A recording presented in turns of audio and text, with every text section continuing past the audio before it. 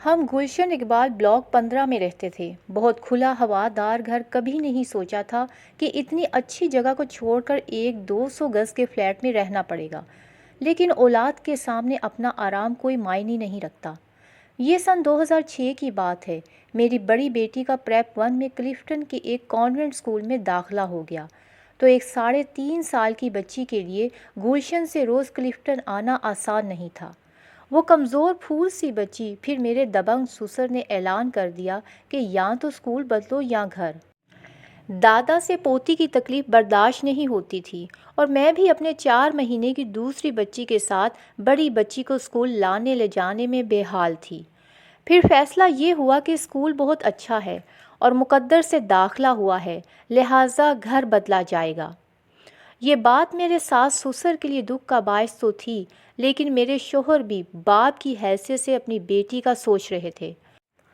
ہم نے کافی مکان دیکھے، لیکن میں خود بھی کبھی اکیلی نہیں رہی تھی، اور پھر میرے ساتھ 2 ننھی بچیاں، تو یہ فیصلہ ہوا کہ فلیٹ کافی محفوظ ہوتے ہیں گھر کے مقابلے میں۔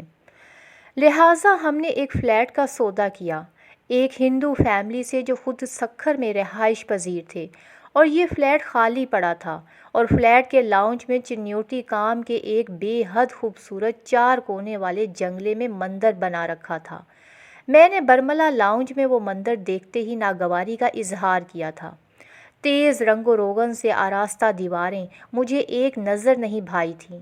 میرے شوہر نے کہا تم 2 مہینے بعد یہ فلیٹ دیکھنا، اور اس بیچ تم یہاں بالکل نہیں آؤ گی۔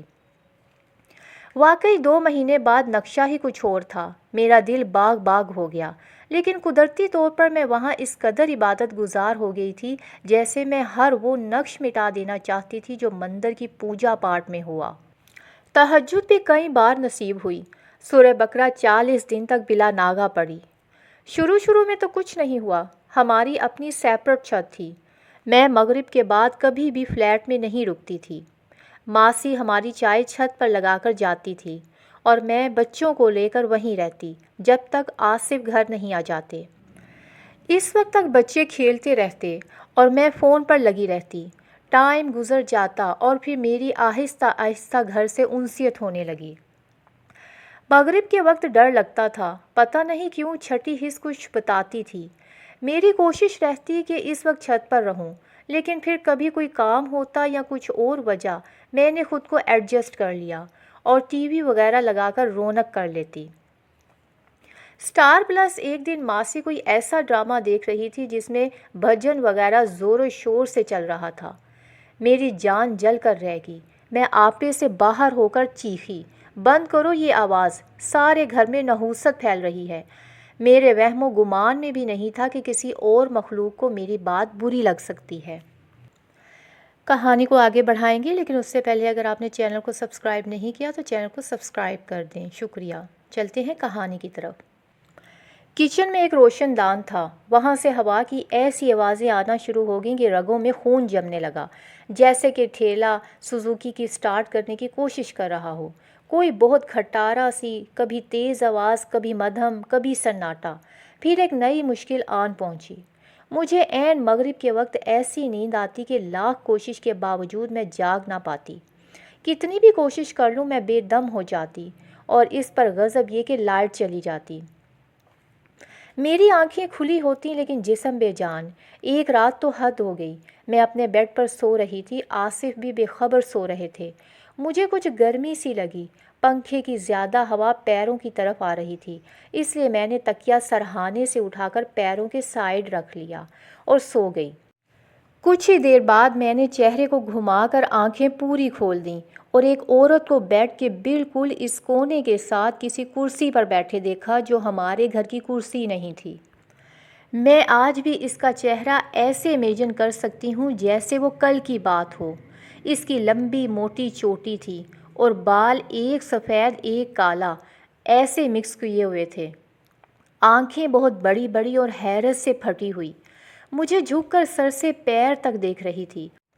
ناک نقشہ بالکل کھڑا، ذرا بھاری جسامت لیکن بے ڈول ہرگز نہیں، اور بیٹھے ہوئے ہونے کے باوجود اندازہ ہو رہا تھا کہ لمبی بھی ہوگی۔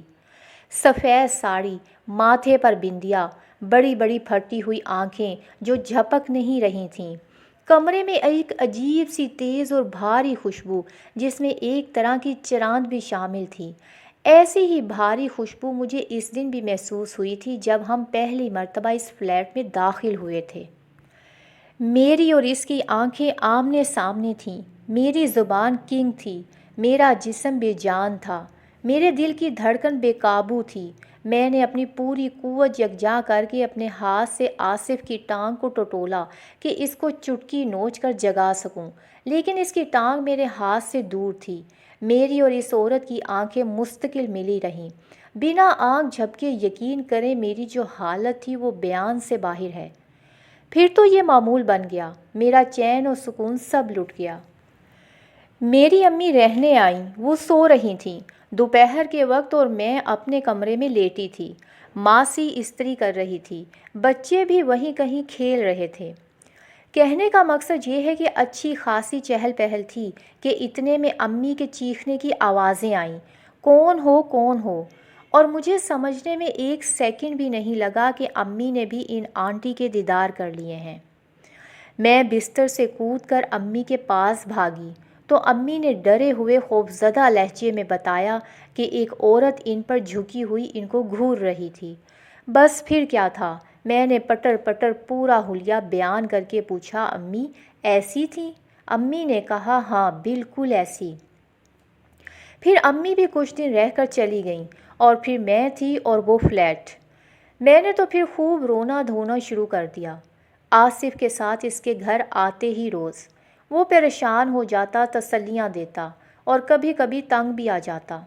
میری بس ایک ہی رٹ ہے کہ مجھے نہیں رہنا یہاں، خدا کے واسطے کہیں اور چلو۔ ان جن آنٹی سے بہتر تو تمہاری امی تھیں، ڈر تو ان سے بھی لگتا تھا مگر وہ تھیں تو انسان۔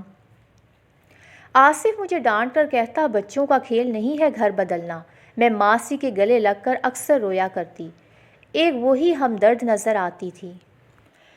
میں اس کی منتیں کرتی کہ خدا کے لیے آصف کے آنے تک رک جاؤ، لیکن وہ بیچاری مجبور تھی۔ وہ کہتی، باجی میرے دونوں بچے گونگے بہرے ہیں، میں جب گھر جاتی ہوں تو گلی میں بھٹک رہے ہوتے ہیں، اور ان کا باپ جو کسی چمڑے کی فیکٹری میں کام کرتا تھا وہ 12 بجے کے بعد آتا تھا۔ میں اس کی مجبوری سن کر چپ ہو جاتی۔ وہ مجھے ہر طرح کی تسلی دے کر جاتی۔ مغرب کے قریب وہی میں نہ چاہتے ہوئے سو جاتی، اور پھر کبھی ایسا محسوس ہوتا جیسے میرے چہرے پر کسی کا ہاتھ ہے اور میں ہل بھی نہ پاتی۔ ایسے میں کئی بار ایسا بھی ہوا کہ لائٹ چلی جاتی، میں جیسے حالات جنگ میں تھی۔ میری ایک نہ چلتی تھی، نہ جن آنٹی کے آگے نہ آصف کے آگے۔ روز روز کے اس ہنگامہ نے مجھے ہلکان کر دیا تھا۔ روز آصف کے آتے ہی بس یہی رونا دھونا۔ وہ کبھی تو بہت پیار سے سمجھاتا اور کبھی جھنجھلا جاتا کہ تم ہر کسی سے یہ جن بھوت کے قصے شیئر کرتی ہو، یہ گھر بدنام ہو جائے گا اور کوئی خریدے گا بھی نہیں۔ گھر ایک دو دن میں نہیں بکتے، دیکھتے ہیں کرتے ہیں کچھ۔ میں ضد ہو کر کہتی، اللہ کرے وہ آنٹی تم کو دکھائی دیں تو پتہ چلے، مجھے تو گھونٹ کر مار دو، میں تو ذکر بھی نہیں کروں گی کسی سے، بس اکیلی سہتی رہوں گی۔ ایک دن میری بڑی بچی دوسرے کمرے سے روتی ہوئی آئی۔ اس کو بھی بھوت آنٹی نظر آ گئی تھی، حالانکہ میں نے بچوں سے کبھی اس بارے میں کوئی ذکر تک نہیں کیا تھا۔ اس دن میرا خوف ہوا ہو گیا اور میں خود ایک چڑیل نما چیز بن گئی۔ مجھے نہیں معلوم کیا ہوا کہ دو دو ہاتھ کرنے کی دل میں سوچ لی کہ یا تو تم نہیں یا پھر میں نہیں۔ میں شام کو ماسی کے جانے کے بعد اکثر بچوں کو چھت پر کھیلتے چھوڑ کر اکیلی فلیٹ میں آ کر بیٹھ جاتی اور زور زور سے ان آنٹی کو مخاطب کرتی۔ مجھے نہیں معلوم یہ حوصلہ کہاں سے آیا۔ میں ان کو سمجھاتی کہ میری طرف سے کوئی دل آزاری ہوئی ہو تو میں معذرت چاہتی ہوں، یہ گھر مجھ سے پہلے آپ کا ہے، ہو سکتا ہے کہ ہماری وجہ سے آپ کو تکلیف پہنچی ہو، لیکن کسی بھی مذہب میں یہ کہا جائز ہے کہ آپ دوسروں کو تکلیف پہنچائیں۔ آپ حوصلہ رکھیں اور اپنے خدا سے دعا کریں کہ خیریت کے ساتھ ہمارا بندوبست کہیں اور ہو جائے۔ اور میری بھی اپنے اللہ سے آپ کے لیے نیک خواہشات ہیں، لیکن ہم کو تنگ مت کریں۔ کوئی ایسا لفظ بھی استعمال نہ کروں کہ آپ کو برا لگے۔ پھر مجھ میں ایک اعتماد سا آ گیا۔ مجھے ایسا لگا جیسے ان کی حرکتوں میں کمی آئی ہے، جو پہلے مجھے بہت زیادہ محسوس ہو رہی تھیں۔ اب میں آصف کو بھی زیادہ منہ نہ لگاتی۔ اب مجھے اپنی مشکلات کو خود فیس کرنا آ گیا تھا۔ وہ پوچھتا بھی آج کچھ نہیں ہوا، آج دن کیسا گزرا، تو میں تنگ آ کر جواب دیتی، کیسا گزرتا، ٹھیک گزرا، جیسا بھی گزرا، تم سن کر کیا کرو گے؟ میں یہ سوچ کر بات کرتی کہ میری ہر بات وہ آنٹی سن رہی ہیں۔ پھر جیسے قدرت ہم پر مہربان ہو گئی۔ میرے شوہر کا نارتھ ناظم آباد والا گھر، جو کئی سال سے بکنے کے لیے اسٹیٹ ایجنٹ کے پاس تھا اور اس کی 90 لاکھ سے زیادہ قیمت نہ لگتی تھی، اس کی 1.5 کروڑ کی آفر آ گئی۔ وہ گھر بک گیا تو ہم نے دوسرا گھر دیکھنا شروع کیا، اور اب وہ آنٹی میری سہیلی ہوئی، جیسے میں ان کو اکیلی بیٹھ کر سب تفصیل بتایا کرتی۔ جو گھر پسند آتا وہ 2.5-3 کروڑ سے کم کا نہیں ہوتا، اور فلیٹ اب خریدنا نہیں تھا۔ پھر یہ فیصلہ ہوا کہ یہ فلیٹ بھی بیچ کر اس کے پیسے ملا کر دوسرا گھر خریدا جائے۔ اسٹیٹ ایجنٹ کو کہنے کے بعد فلیٹ دیکھنے والوں کی لائنیں لگ گئیں۔ روز کئی فیملیز آتی اور بہت پسند کرتی، لیکن ریٹ بہت کم لگاتی، جو ہم کو قبول نہ تھے۔ پھر ایک پشاور کی پٹھان فیملی، جو بہت پڑھے لکھے سلجھے ہوئے لوگ تھے، سودا ڈن ہو گیا۔ وہ گھڑی کی چوتھائی میں یہ فلیٹ خریدنا چاہتے تھے۔ آصف گھر پر نہیں تھے، اس کے باوجود وہ میرے ہاتھ پر 4 لاکھ کا چیک رکھ گئے کہ اب یہ فلیٹ آپ کسی اور کو نہیں دکھائیں گی۔ شاید کروڑ سے اوپر سودا ہوا۔ میں بڑی پریشان کہ کیا کروں، مجھے تو ان کو ہینڈل کرنا بھی نہ آئے۔ خیر جب آصف آئے تو میرا فک چہرہ دیکھ کر پوچھا، اب کیا ہوا؟ تو میں نے وہ چیک ان کے حوالے کر دیا۔ آصف نے اسٹیٹ ایجنٹ کو فون کیا اور مبارکباد جیسے لفظ سن کر میں مطمئن ہو گئی کہ شکر ہے کوئی حماقت سرزد نہیں ہوئی مجھ سے۔ لیکن بمشکل 2 دن بعد ہی وہ آدمی اور اس کی بیگم منہ لٹکائے آئے۔ ہم رات کا کھانا کھا رہے تھے اور میں جب چائے لیے کمرے میں پہنچی تو یہ الفاظ سنے کہ چلیں نصیب میں نہیں تھا، اللہ مالک ہے۔ میں بھج سے گئی۔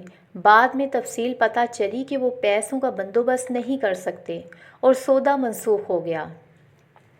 آصف نے ان کا چیک ان کے حوالے کر دیا اور وہ شرمندہ شرمندہ چلے گئے، اور میں دوبارہ پریشان ہو کر بیٹھ گئی۔ پھر اس کا سودا ایک مسلمان فیملی میں ہوا اور ان کو ٹوٹ کر فلیٹ پسند آیا، اور پھر 2 دن بعد وہ سودا منسوخ۔ میں اور آصف حیران کہ یہ کیا ہو رہا ہے۔ اب آصف بھی میری باتوں کا یقین کرنے لگے تھے اور کہا، یار کہیں وہ تمہاری جن آنٹی تو ایسا نہیں کر رہی کہ ان کو یہ فیملیز پسند نہ ہوں۔ پھر سودا ہوا، پھر منسوخ۔ جب تیسری بار ایسا ہوا تو ایک دوپہر میں بہت روئی کہ یہ کیا ہو رہا ہے، اور اس کے بعد آپ حیران ہوں گے کہ ایک ہندو فیملی آئی اور 1 کروڑ 20 لاکھ میں سودا ڈن ہو گیا۔ پھر تو کوئی شک ہی نہ رہا کہ پچھلے سودے کیوں منسوخ ہو رہے تھے۔ میں نے ان کی بیگم کو باتوں باتوں میں بتایا کہ یہ فلیٹ بہت خوش قسمت ہے اور یہاں آ کر آپ کو خوشیاں ملیں گی، تو آصف مجھے گھورتے رہے کہ شاید میں اپنی جن آنٹی یا سہیلی کا ذکر نہ کر دوں، لیکن میں اتنی بھی پاگل نہیں تھی۔ وہ فلیٹ اس ہندو فیملی کے ہاتھوں ساتھ خیریت کے بکا۔ ہم نے دوسرا گھر خریدا جو پچھلے 5 سال سے بند پڑا تھا، اور میری ٹینشن کی کوئی انتہا نہ تھی کہ ابھی تو ایک جن آنٹی سے 2 ہاتھ کر کے ہلکان ہوئی ہوں، اور اب یہاں کوئی جن انکل نہ مل جائیں۔